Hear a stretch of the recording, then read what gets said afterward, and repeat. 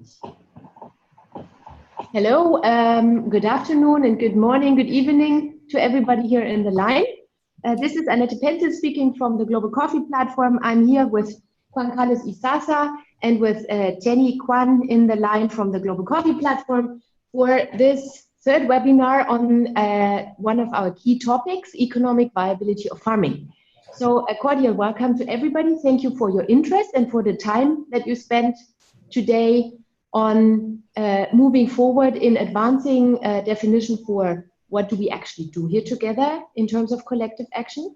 We will discuss the scope of the action in this webinar, and I'm looking forward to have your feedback. And then there are some proposed actions and a very exciting input from Colombia. And for that, I would like to welcome Francisco Bustamante from Solidaridad, who is with us in this call and will share quite some interesting insights from the work to advance the income for coffee farmers in Colombia. So you see who is speaking or will be speaking here from the GCP side. And as I said, then we have Francisco sharing with us. I hand over at this point to Juan Carlos, who will guide us through the slide deck and who will engage everybody in hopefully very interesting discussion. And then I will also give a short outlook at the end of the conference here on the call here on what will happen on October 4th, the Global Coffee Sustainability Conference that will be celebrated in Geneva, where we hope to see most, if not all of you here in this call. Over to Juan Carlos. Okay, thank you, Annette. So today we are in our third webinar. We have been developing a monthly webinar on the EBOF, on the economic viability of farming, with the intention of coming closer to our purpose of defining joint activities, joint actions in relation that help actually increase the profit that farmers receive through common collaboration, joint collaboration among members and stakeholders. Today, listening to our previous webinars, we have heard some of our members and our participants saying we would like to see where exactly the action is required and what is needed, like an action plan, and we want to present today. Our main purpose, as Annette mentioned, was to present the scope and some ideas for action to share with you. As a reminder, our role as a GCP is mainly alignment of all those efforts and investments that are made in coffee in sustainability. We are normally showing this nice picture that describes how, in spite of many very good efforts and very good intentions, there is a lot of efficiencies that can be accomplished through alignment, and that's where GCP wants to play an important role. And in order to align ourselves to the goals of the Sustainable Development Goals established by the UN, and of course the coffee sector has its own Vision 2030 in development, and for that, in that framework, the Global Coffee Platform also has defined a set of goals, and the objective of our CAN, we call it Collective Action Network, our group of participants who are interested in this topic, in the final objective is to enable coffee farmers to become more profitable and more resilient. And this is through achieving synergies and joint action among coffee stakeholders using this platform, therefore increasing efficiency and effectiveness of investments that some of you might find difficult to invest on your own, and then you would like to be part of a bigger group that is investing in a specific action. So that is also a possibility. And the idea is also to reach those farmers that have not yet been touched by sustainability efforts and be more inclusive. This is a bit of a reminder of the GCP goals for 2020, thriving communities, farmer prosperity, conservation of natural resources, all which resonate with key sustainability development goals And we are focusing today on farmer prosperity, the one in the middle, looking at the economic viability of farming as defined as farmers making profit from coffee, farmers being resilient, and farmers moving out of poverty. And in relation to another tool that is ongoing in development and very advanced consultation in terms of the indicators, the Global Coffee Platform wants to establish a framework, or is establishing a progress framework with indicators. And in relation to farmer prosperity, we have as a latest impact indicator the increase in profit. Also, in order to be resilient, an improvement of, so where that profit is invested in assets that build a cushion for farmers and workers in case of shocks of any kind. And this sustainability progress framework is being developed jointly between GCP and the challenge, the Sustainability Coffee Challenge. And this is a joint project which has created a lot of momentum and attention from part of the sector, and probably most of you are participating as well in other collective action networks, either led by GCP or led by the Sustainable Coffee Challenge. We also include below some of the indicators, outcomes indicators that are intended to measure how farmer prosperity is moving. Livelihoods is also a term that is being used, farmer prosperity or livelihoods, and these indicators are part of these common goals that we are defining. So here, this slide looks very densely populated, and apologies for that, but we wanted first to make a map. It's a map.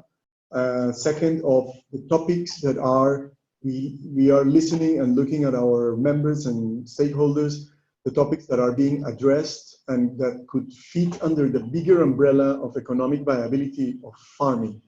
There are influencing factors and there are tools we classified in both sense. And we present them here. Maybe something might be missing. I give you some minutes for you to read, and maybe you are very much encouraged, welcome to present, to mention if something is missing that you see just from the top of your head right now. There will be more time, of course, and we are on a path and it's time to give feedback on this. But if someone would like to raise their hand or mention, please unmute yourself, or if you have problems unmuting, please let me know.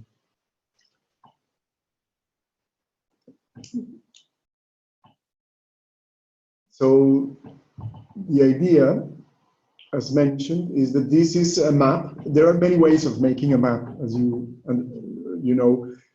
This is one angle of showing things. There are some things that are interacting with others, some are overlapping. So this is a subjective map, clearly. But what we intend is to show, as mentioned, what are the aspects and topics and tools where we see people are working in. And from those, we would like to show in the next slide what we as GCP have thought as initial stages where we could focus our work. We need to be focused, as normally everybody knows. So there are no comments yet, but you're welcome to provide comments at a later stage if you wish. Of these topics, we are showing in the next slide now in colors. In green, you can see all those topics which are being covered already in a collective action network, either at the Sustainable Coffee Challenge, and you can see those like labor supply, renovation and rehabilitation, forest mapping, and also at GCP, gender equity, youth, next generation, and climate smart agriculture. Those are being addressed as collective action, independent collective action networks, so groups like this one today. which turn and evolve into working groups. In yellow, we have those topics that we are thinking from GCP as a proposal. We're making as a proposal today topics where we would like to work on, leaving outside those in white, those that remain in white. So the proposal, the provocative proposal, if I may say in a friendly way, is yellow ones, we would like to work on those ones, and white we want to keep for the time being out of the GCP focus. For example, you see the price mechanism and market system is already being an issue that has been highlighted in the World Producer Forum, and the producer stakeholder group is taking care of that issue. GCP is ready to support it at the moment they consider it necessary. But, and so other issues are being addressed by other people. So that is the proposal. And a little bit to put in context, again, to what we want to achieve is by addressing these influencing factors and these tools, we would be addressing, moving the needle in terms of the impact indicators and with the purpose of achieving economic viability of coffee farming. You see that some of the boxes are in bold letters. Those and refer to activities that are being already implemented, either by national platforms, mainly by national platforms. The green, as mentioned, it's is taking place in forums like this one, the collective action networks, by the challenge or by the platform. And we have very important there below, measuring and monitoring. The big yellow box refers to the right, to those indicators in the right. So it means the sustainability progress framework that the challenge and the platform are developing is meant to measure all these exercise or all these action and see whether it is really producing an impact. There's one that has, or maybe two, optimum productivity should be in bold. It's being addressed by the platforms. But cost of production tool is a proposal that is something that we would like to present as a global tool to develop. So one of the things that we would like to ask and to bring to your attention is to keep in the back of your head or to make a proposal already, if you are feeling ready to that, which action can be implemented by you in your context and who else needs to be involved. So we would like to keep that question, that's a key question that we would like you to keep in mind. And when looking at this slide, which is also densely populated, and maybe the green and the black, now that I look at the screen, is not very helpful, but it basically describes what possibilities you or your organization could join or could support under each of these yellow categories, if we may say. So,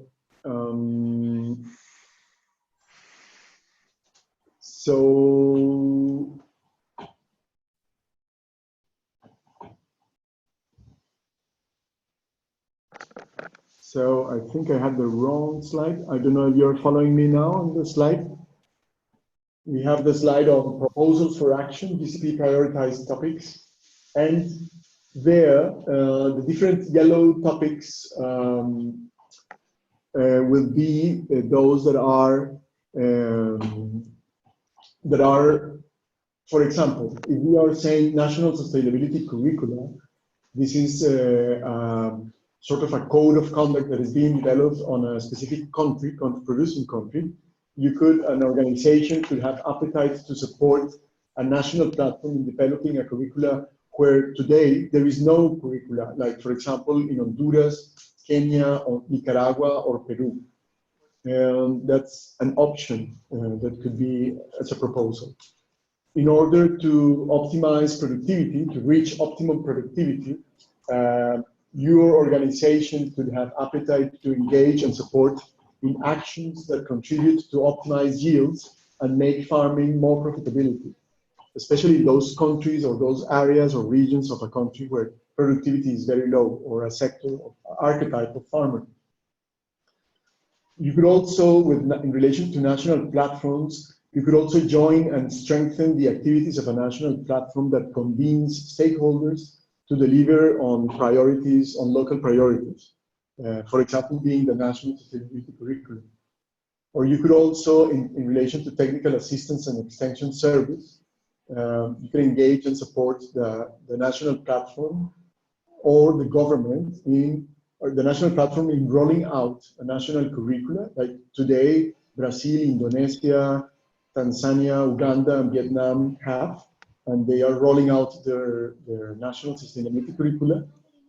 Or with your company, you could roll out a national curricula with groups of farmers in a country of your choice. And you could also support a government extension service by some action that will enhance more extension workers reaching more farmers, for example. Baseline codes and certification, you could increase, as a buyer, you could increase the demand for certified and verified coffee in your own supply chains. And if you are in a national platform, you could support the platform to work jointly with the government and influencing coffee policies or policies that affect the coffee sector. So there is a more enabling environment. You could also support the service delivery models that IDH has been leading, where service models are analyzed and in order to improve their efficiency and reaching more farmers in a more efficient way in terms of the services and inputs. To say, I would like Jenny, that is with us today, if she can share on the service delivery models a bit more further explanation. Juan? Yes. I wonder if you expect, if we have a question on the previous slide, we keep it to the end, or you expect us to ask our question now? Yeah, if you have a question on the previous slide, we can go back to the slide, yes? Yeah, I could. Now, it's just that in general, at the beginning, you have set the focus of the group and the goal about farmer prosperity and resilience of farmer.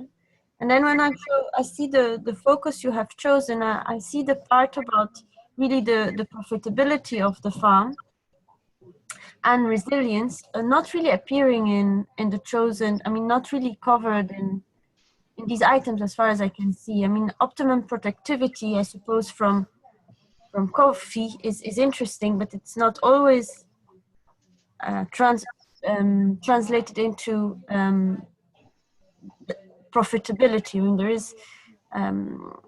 there is a number of assumption there also around maybe the prices are about the activities of the farm and diversification, for instance, where here you would link also to the work maybe of the gender working group. But so I wonder if optimum productivity doesn't limit the scope and doesn't get us into looking into resilience or looking into actually profitability of the farm.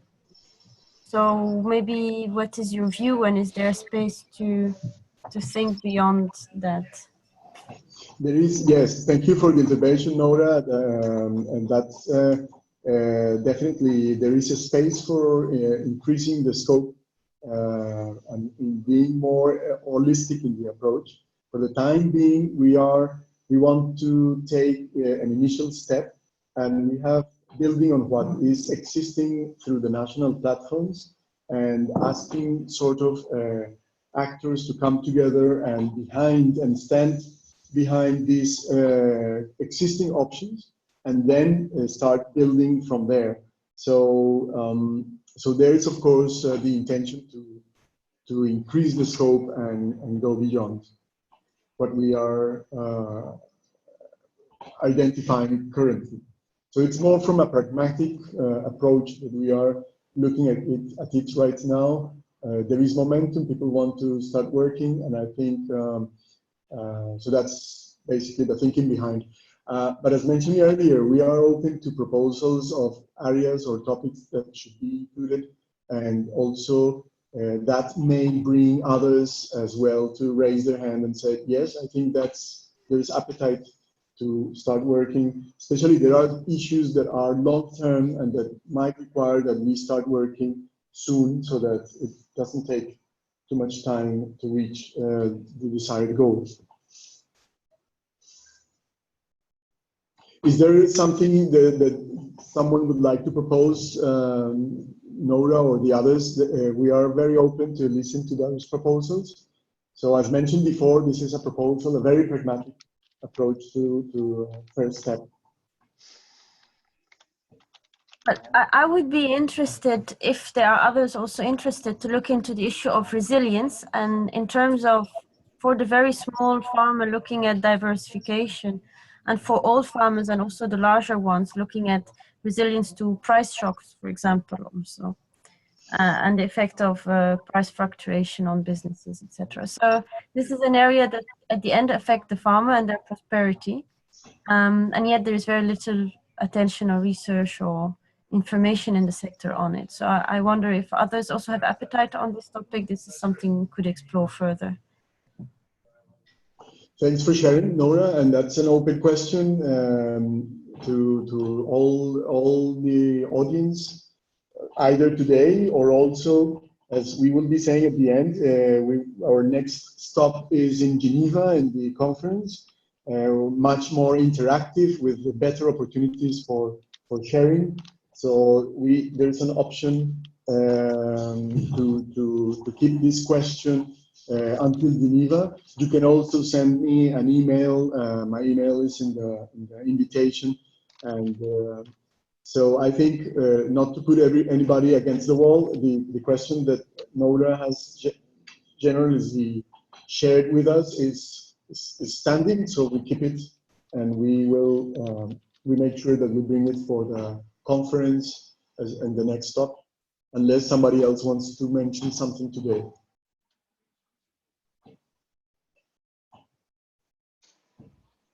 Okay, so thanks, Nora, for that. And I was saying, Jenny, if you would like to maybe share a bit more on service delivery models. Sure. So I think that from the so if I put on my IDH hat, then we've been looking at service delivery models as how do we ensure the economic viability of the services that are delivered to farmers. So a lot of sustainability projects in the past have been partly public funded, and in many cases after the project funding is over, then the farmers no longer receive services because it's not economically viable for the service provider, be it an NGO or a trader or some other entrepreneur. So we're now a couple of years into, and we're doing this across several sectors of figuring out how can we analyze those the service models, the service delivery models for different farmers in different kinds of countries. Are there themes across, are there different kinds of models that we can identify in different kinds of situations? And indeed, Nora, we're also looking at income resilience and diversification. So also looking at service delivery models for the farm system and not just for the cash crop. So that's where we are now, and we're looking to expand that approach and looking for more case studies and more innovative project partners to do that with, using the Global Coffee platform as one of the main dissemination of learnings and of the methodology. Great, thank you, Jenny, for sharing on that. So that's also a proposal for action, and then there is another one, which is cost of production tool. So a tool to measure cost of production.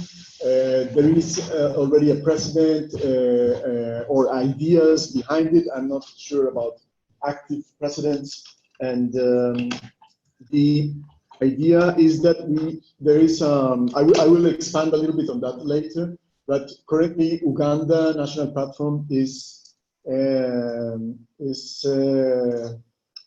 seeking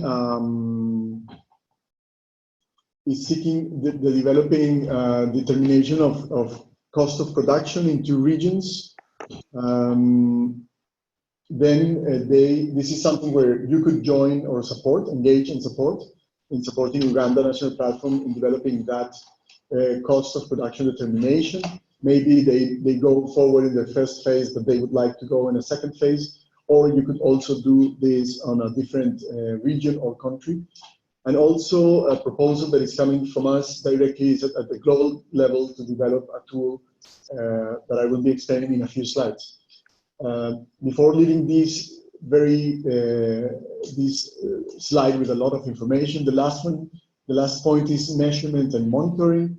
And the idea is to support the development of tools and mechanisms to monitor the implementation of good practices. An example of that is taking place in Brazil with the monitoring of the coffee sustainability curriculum, and they are developing an app to evaluate and assess how farmers do with the implementation of this curriculum. Okay, so then moving forward to the next slide.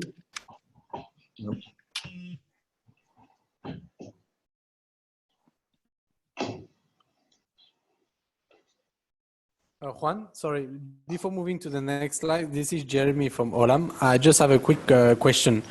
The different, actually, the 12 different actions which are being presented, related to the different tools, do you expect like the different members of the GCP to take an action on them, or I'm not sure exactly how do you want to actually link up the yellow titles and the different actions? So yes, it's actually, that's the idea, Jeremy. So thanks for the question. The purpose is we are, through these 3 webinars, we're trying to create this movement towards action, meaning that today we present this proposal, which is of course a proposal, and from there, if there are organizations that are willing to join efforts or are interested in a specific action, and other organizations as well, then the purpose is to start by identifying which actions are of interest and who is interested in joining those actions. And so yes, that's the expectation. Jeremy, I don't know if that answers the question, or you would have a further question? Thank you. No, thank you. That's a bit clearer. Yeah. Okay. And this is Annette speaking. So just to clarify one more aspect, you have seen a very colorful bunch of flowers in these yellow and green boxes, and each of them have already much more information behind them. So it's a way to approach the topic, and it can be expanded as perhaps like you as a group would like to see. One example is the intervention from Nora here on the more holistic understanding of what influences resilience of farmers. So that could be part of the work plan of this collective action network. So there are basically 2 levels. There can be action at a global level by you agreeing on working together on an enabling tool, if that is of value. And Juan already said that one proposal for that would be a joint tool to determine the cost of productions in a unified way that allows then a better comparison. So if that is appealing to the group here, we could put that as a joint action at a global level. But what we showed in the previous slides is a lot of engagement opportunities where also on a country-by-country basis, the participants, you in this collective action network can look and see what is interesting for my company, for my organization, where are we already active, or where do we want to become active. And that is then basically a map that can be chosen, where activities can be chosen from. Yeah? Yeah.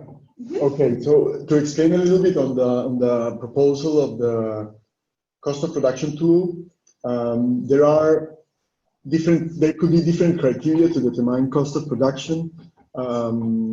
And one of the purposes of this, for example, the Uganda project, I was talking to the representatives, is they want to get a common understanding of the cost of production in a specified region.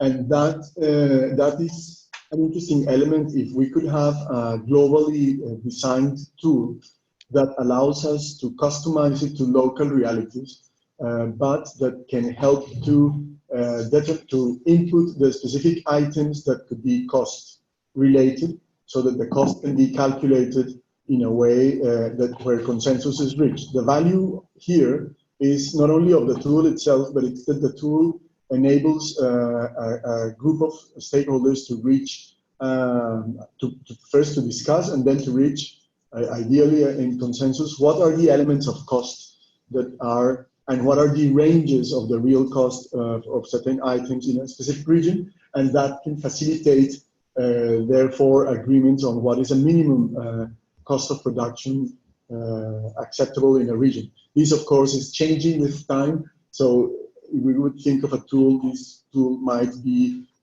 needing to be updated, or it has to be something to be thought. But first is the idea of this tool. If the idea is appealing, then it could be elaborated further. I have a comment. This is Camilo Sanchez from Olam. Hello, Camilo. Welcome. Hey, thank you. I may be appearing like as Jeremy or something like that because I use his credentials also. I mean, yes. I don't know. No problem. Anyway, I'm here. Yes, welcome. Nice to have you here. Yes. I just have comments and questions. Can you go back a little bit on the presentation on the yellow definitions, please, so that I can ask my questions more efficient? Yeah, let me. Okay, I understand, and of course I've been more active on my participation of the framework workshop, but I have become very active also now in this workshop, and I think Olam's experiences are good to bring to the table. My question is basically how you came to the agreement of these yellow areas across the different members of the workshop, of the work group. Mm-hmm. And because I see things that are very key here. Productivity, of course, is one of them, but I see that maybe some things that we may miss, such as the livelihoods as a whole. I mean, where are the elements of that? Or I may have missed some conversations before, but I just want to raise that question. Right. Hello, Camilo. This is Annette speaking. Annette. We are lined here, Jenny and Juan and myself. And this is, as Juan said, this is a first proposal coming from the Secretariat to the Collective Action Network members. Oh, okay. Okay. Right? So this is, like in the previous webinars, there was a lot of information about the TechnoSearch study that was discussed with you and enriched with the participants of the Collective Action Network. Then last time there were different examples shared of, including Olam example, but also from other participants in the Collective Action Network. And now we would like to move forward on, like getting an agreement on what are we focusing on and what are we getting done in this Collective Action Network, because it's an action network, right? So we need to get to action. And this call basically is intended to get feedback from all of you if this looks fine as a first step. As Juan said, it's a very pragmatic first step, and we would love to be more ambitious there, but that needs to be, let's say, coming from the collective group here as well. So I very much like the point that Noura already made on resilience and that you made on the entire point on livelihoods. And then the question is, how would you propose to add that box, let's say, to what we have here? So happy to hear your and other participants' thoughts on this initial proposal. Oh, okay, that's good. That makes me happier. now, because I thought it was already on deal with this. So certainly we will provide you comments on that, on our thoughts on Great, that. great. You can share them in my email or yeah. Yeah, I do have a suggestion on the productivity area. If you can go back to the productivity area, in the cost of production, I'm sorry, the cost of production. Oh yeah. I mean, when we speak about a tool, and we have, I presented what I presented last time about the farmer segmentation and how difficult it is to customize some type of assistance on a farming community. It varies a lot by region, by country, by community. So the same applies to the cost of production. So I think it's, and I have seen many efforts of trying to bring and put together one tool that may provide the answer to one question. And I think cost of production is one of those that is very unique, that belongs to each and every region.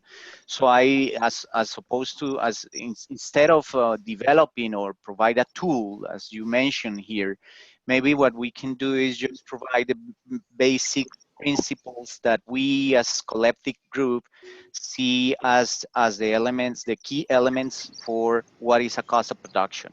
So that we can start the analysis from that. But when you speak about a tool, my worry is that we are gonna go into the development of that tool, and then everything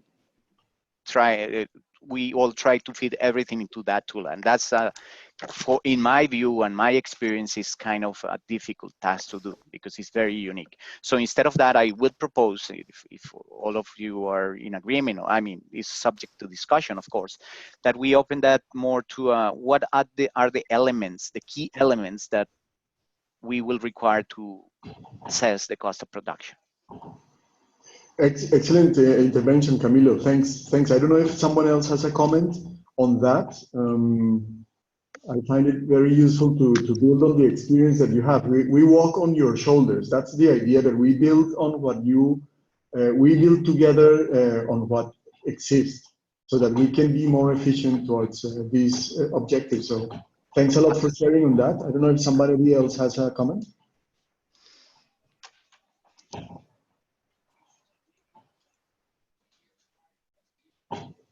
Okay. I think if I could just add a comment on that. Yes, John, please. In Uganda, I think what has been done is they've developed a template which is being used, and cost of production, as Camilo said, is a very difficult thing to get at.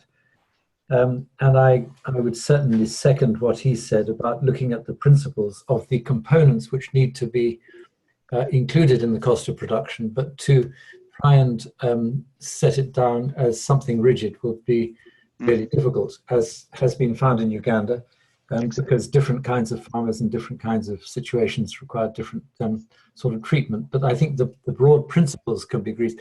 Have you got another slide on this, on cost of production, or is that the only slide you've got on that? It's the only one that we got on that, and then we would like to move more towards a survey we want to make. So I don't know if you have an additional comment on that, John. Thanks. I would just say on this that it would be very good to get some feedback from Camilo, from perhaps the Uganda platform, to see what their experience has been, so that the principles can be set out, so that we've got at least some kind of harmonization rather than making something too rigid. Okay, thank you for that. Excellent. And Absolutely. Through Jeremy, who is in the field, we can provide that, John, and certainly to the group. Thank you. Thank you. Okay, so we have learned today that we can modify this on this proposal on the tool, and we adapt it more towards the principles and criteria, and bring it back to you as a group, as a network. I would like to, in conscious of time, and because we have also Francisco presenting a very interesting part, and then Annette sharing what the next steps are, I would like just to mention that we would like to do a survey. We will be sending the recording and a link to a survey, very quick and short survey, basically, with what I'm showing on the slides, with 2 questions on each of these 9 topics. As mentioned, the classification of these topics some of them may be overlapping with others, so it's not really a very rigorous classification. But if you accept that, if you could answer the questions of how relevant each of these topics should be for the CAN, and the second question is, which topic would you be more likely interesting to participate or you would find relevant? In addition, of course, these topics could be the ones that are the wrong topics, or could be partly right or partly wrong. So please add or delete, make suggestions and comments on those. So we would like to send that. Also countries, there's a column on countries, because maybe you want to say it's important to address a policy that is affecting in certain country, country X or something like this. So how to become active in this stand? So we are sort of talking too much from this side, and apologies for that, but maybe it's our role a bit to roll the ball. There is the survey going on. We have in GCP Connect, in those links, the possibility for you to pose questions. You can write directly to me. I will make sure that these questions move out, and we create in the GCP Connect. There is a blog. You can link and join and register to the GCP Connect as well. And we will be moving and creating working groups once we identify an issue. We had said here that we would create a working group for the cost of production tool. It's clear from today that it's not a tool, but it's more on the principles, and thanks for that. And we will invite those interested in making and developing those principles and working towards that. Sort of what we have been doing, this shows the past actions, including the World Producer Forum, which was a very important moment. Then we had another webinar, and then today's. We have in October the next step, which Annette will be explaining after Francisco's intervention, and 2 more webinars before the end of the year. With this, I would like to invite Francisco to share with us. He has kindly offered to share an experience or learnings. I will let Francisco phrase it better.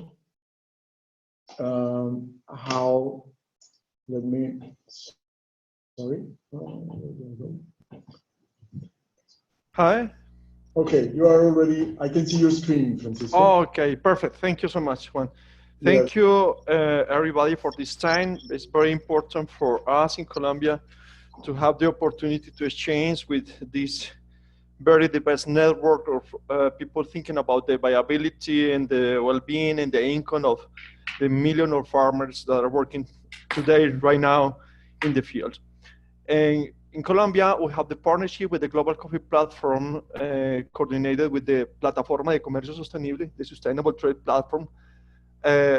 We have been working for the last 4 years in coordination with the private sector in Colombia and the government through the Ministry of Agriculture, including also the Exporters Association, the National Coffee Growers Federation, in different working groups as a platform model, as similar to the GCP model.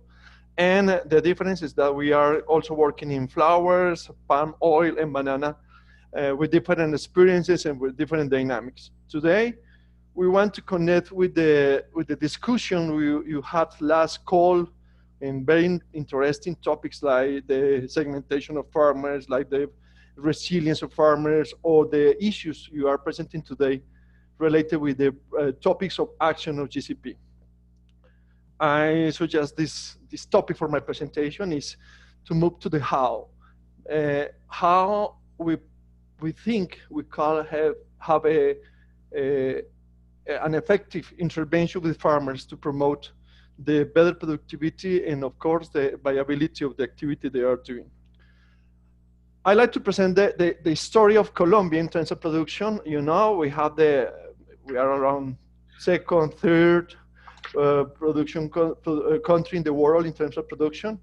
And thinking in the last 15 years, we have the period of lower production from 2009, 2012, like the other Central American countries in Peru, because of the effect of the weather, and then the effect of the roya, of the rose leaf. But I like to combine this analysis of recovering the production with the analysis of the yield, the average yield per hectare, trying to avoid the effect of the more areas planted in coffee. When you have this analysis, this is the green line, we have that the productivity in Colombia before the crisis was not so bad. We have at that moment around 863 kilograms of green coffee per hectare. And last year we have a little bit more than 900. In net terms, we have an increase of 6% related with the production we have in 2007. But we have a radical change in terms of the efforts of the country and the institutions and the farmers and government and so in terms of renovation and changing varieties and increasing the density of the renovation of the plots and so. As you can see here, 10 years ago, we have the 50% of the area of the country in technified coffee. Technified is coffee with high density, with the right variety, and very young, less than 7 years. Trees with less than 7 years. And last year, we have around 80% in that structure. So after a big effort in terms of renovation, it was possible to recover for this very low production, but the net increase in terms of yield in average year for the country, it was 6%. So we think that something is I don't know, we can say wrong, but something is happening there because we are not getting the best return of this effort. Looking at the business case, the business case prepared for TechnoServe to the Sustainable Coffee Program, you can see the structure of the production in Colombia is a lot of farmers, very small farmers with less than 1 hectare, and a very important segment for 1 to 5, and very limited segment for farmers with more than 5 hectares or even more than 10 hectares. So the 50% of the production is supported by smallholders with a different rationality in terms of the production than the investors in coffee. If we think in the average of the production, in terms of kilograms of coffee, we can take decisions and say we need to increase the production with average in the country, but within the country with more than 500,000 of farmers, we cannot take decisions based just on the average. As you mentioned, the segmentation is very important. And when you analyze the production using the theory of diffusion of innovations, very, very well known in the sector, the theory of Rogers, we have that there are very efficient farmers, maybe the ones with the higher size in terms of area planted in coffee, which have 3 times the average production of the country, but 50% of the farmers move from the average to 50% of the average. So we like to move the production in the country. The real challenge is in these 2 segments. Knowing the efficiency in the producers that are already very efficient is most in moving these segments, which are very static, and they are not reacting really well to the process of renovation. So we have the analysis of GCP for the economic viability with very interesting conclusions, with a very interesting overview of the situation from country to country. But I like to use this as an example of an expert prescription. The conclusion is for improving the business case in terms of the economic viability, we need to produce 20% more per hectare. And it's simple. It's the higher the yield, the lower the cost of production, and a better income. But that is the what, and the question is there a magic potion to achieve it? Using an example on our lives, it's like when you go to the physician and he said, you like to live longer, you need to exercise regularly. So simple. Is there a magic potion to achieve it? Okay, let's work on this question. So let's move back to the farmer. So he needs to produce 20% more. It's a person or a farmer with 2 hectares in coffee. Is the only source of income with family labor and with the rationality that is more focused in optimizing the income rather than have the better return on investment. So the rationality of an investor And a smallholder, in terms of the economic decision, is totally different. But we have the magic potion here is young trees, more trees per hectare, fertilization in the right moment with the right product, avoid the problem of pests, broca, roya, and so on. And of course, every day is more and more complicated to have the perfect weather for the harvest. So in Colombia, I'm sure you know that the evolution and the structure of the institutions in Colombia, we have the technology and agronomic knowledge in the country. We train the farmers on that. We have a very important coverage from the FNC in terms of the extension service, and a very important coverage from the private sector with the different exporters doing work in the field with farmers.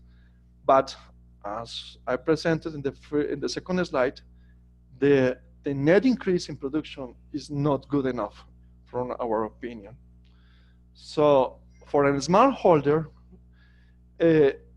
in the economy, it means behavioral change. So apply that formula is new ways of farming, lower the production in the short term, because you are changing a variety or having a renovation of a plot, you are facing uncertainty and risks. You have a good price now, you don't have which price are you going to receive in 2 years. You need more cash or credit because you need to finance the unproductive time, and sometimes you increase the production and you need to invest more money to increase, for example, the area for drying the coffee, the drying patios. And this is becoming more and more complex, more labor, not only family labor. So if he has more production, maybe he has to take decisions to hire people in the local community to help him or her to pick the coffee or do the activities in the agricultural labor activities. So more than an agronomic problem, farmers are facing a complex decision process related with the family business and risks. So how to guarantee success and manage the risk when you are changing technology or we are starting a process to improve the productivity on a smallholder business. So the risks, we have 3 levels of risks in this analysis. Is risks before, is I have now some production, and especially when you have good prices, you prefer to have secure the income today and don't take the risk to lower the production in the short term in order looking for a better production in 2 or 3 years in the future, and also to be exposed to additional risks. During the renovation, is a situation that you had the renovation, but maybe you won't be totally success in the expected yield. For example, we have some analysis in the country that at a smallholder, because they don't have enough cash to manage the plots, the new plots, they can lose up to 20% of the trees they planted in a new plot. Or the fertilization is still 50% of the crop needs. And we have a problem that is becoming more and more complex in Colombia in terms of the soil acidity, which affects not only the trees, but also the efficiency of the fertilizer they apply, or the opportune money to the different activities, or the limited labor for picking coffee and also weeding or fertilizer or control pests. And after the renovation, for example, the situation we have now, we did a very intense renovation program, but farmers are not continuing with the activities by themselves. So is the risk of don't have enough income to incorporate the renovation as a routine activity. Of course, the consequence is that we have a very good production in 1 year, but after 2 or 3 years, when the trees are all back, the production will go down. So what is clear? How to produce more without going bankrupt while trying. So it's the magic formula. The first idea is the agricultural training is necessary, but with a new approach. Farmers need more motivation to act. They already know what they have to do. But I think the role of the extension services, the extension agents, is to identify the difference among the farmers. I really believe that the concept of segmentation, define archetypes, and define the different offers of methodologies to the different segments is very important. But more than train the farmers is to work with them shoulder by shoulder, doing the things. When you have the pressure of the work of the group, and especially for the holder, is like the support of the group, the support of the partners, and also the force of working in an association, or in a co-op, or in a local community. It's very important to make the difference in supporting the action to improve the productivity, or to do the renovation in the right way, or to take the decisions, to have the cash flow, to do the fertilization on the right time with the right product. And finally, a better understanding of the smallholder farm economics. And I understand that we are in the moment that everybody is asking for a business case, but a business case for an investor is totally different than the mindset of the smallholder in terms of their business. If I am an investor, I am looking for the return on the investment, but a smallholder is not thinking in the return on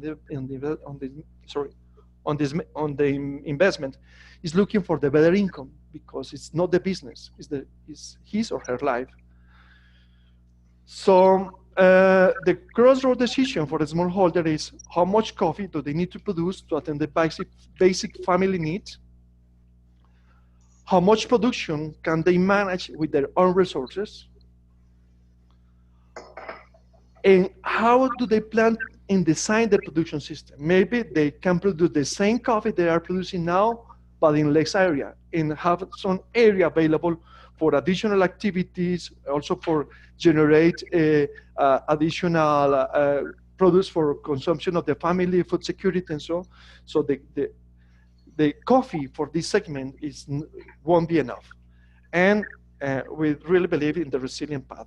So farmers, smallholder farmers, has to be prepared to afford situations, especially in the variability of the climate, that will be more complex to deal with in the future. So they have to have a more stable production systems in terms of risks, and not only depends on coffee. Suggested actions. First, we are working in Colombia, also in coordination and strong partnership with GCP, in concepts related with the intelligent soil management. We think that in the long-term sustainability, in the sustainability, soil is key. And maybe we are doing the renovation, but we need to do something more in terms of the management of these new plots. Avoid losses in the trees they planting. So if you take the decision to replant a tree, you have to be sure that you will be successful in terms of managing that tree and get the best production from it. Understand the smallholder decision, farm economics, and finally, financial solutions very connected with the cash flow and not with the long-term investment. So we think that the farmers are more worried about the decisions of covering the cost of this month or the 2 months before the harvest than a credit for 5 or 6 or 7 years in the future. So we are including some of these actions, or most all of these actions better in the work plan for 2018, and also promoting this agenda for productivity with the communication we have with the partners and the platform members in Colombia. So this is all from our side. For our analysis, we expect to open the discussion, and we think that maybe we are looking for actions, but before that, we need to be sure that we understand the problem we are facing. Thank you very much, Francisco. That's very interesting presentation. I don't know if there is someone would like to make a comment. We are running on time, but I guess if people would have 5 minutes, would like maybe to open a bit for questions if there are, or comments, and to give Annette then the floor so that she explains next steps, especially the conference in October 4th, where we are expecting all of you. I want to make a comment. I want to say that the presentation is very, very good. And this is precisely what we have to take into consideration when assessing the cost of production. I mean, of course, the presentation is very well thought, and I think the conclusion is, for me, is that one size does not fit all. So it's a challenge, and what is it that we are trying to solve? As Francisco said, what is the problem that we are trying to fix? Farm economics is a very complex equation, and the betterment of the farmer is difficult to achieve. I just want to say that. But Thank you. congratulations, the presentation is very good. If I can have a copy, I will appreciate that. I think if Francisco could share a copy, we could put it on the GCP Connect and share it with all of you, if that's fine. Yes. Yes, of course. Yes, thanks for the presentation, Francisco, really. Any other comments? Someone else?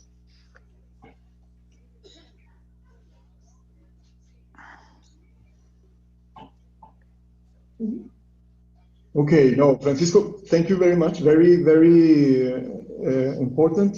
And thanks for going already into the how, as well as with the reinforcing ways and reinforcing the message that Olan gave us on the last webinar as well, on the clustering farmers, and thinking of the mindset of the farmers and how the training needs to be shoulder by shoulder, which is an expression I take with me today.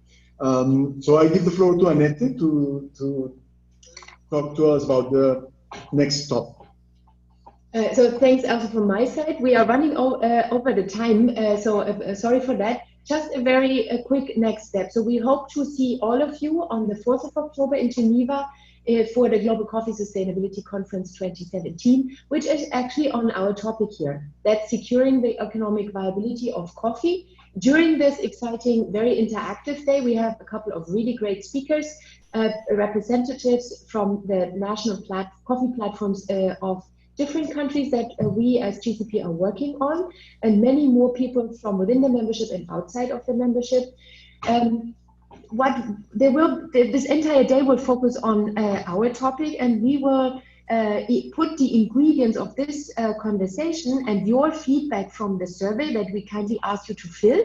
As Juan said, the next step will be for you to fill the survey and give us guidance on what perhaps is missing. Yeah, what of the topics that you find appropriate to be put in the collective action network here are missing. So we will present it to a bigger audience together with some of you in one particular session there. And then, we will bring that back, look at that, and develop the next steps for who is doing what in our collective strive to move the needle, to make a measurable contribution in collective cooperation towards some of the perhaps more easy areas, but also towards some of the more difficult questions on smallholder income. Because eventually the viability of coffee farming for the sector for the next years, but also particularly decades, will depend on our collective ability to solve these problems at hand. So I'm thanking you for that. I hope to have a good return on the survey questions. And please, if you have any other idea, question, suggestion how to improve these webinars and how to make better use of what is already there, share this with us. Yeah. Thank you, and see you then in Geneva. So thank you very much.